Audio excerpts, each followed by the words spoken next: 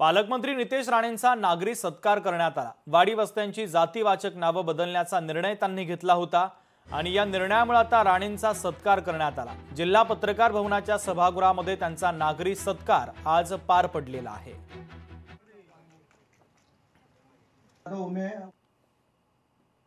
सामाजिक समरसतेच्या अनुसार आमच्या जिल्ह्यातल्या 192 अशा आणि 25 रस्त्यांचे आणि वाडी वस्त्यांची नावं बदलण्याचा ऐतिहासिक निर्णय आदरणीय देवेंद्र फडणवीस साहेबांच्या नेतृत्वाखाली असलेल्या या महायुती सरकारने घेतलेला आहे।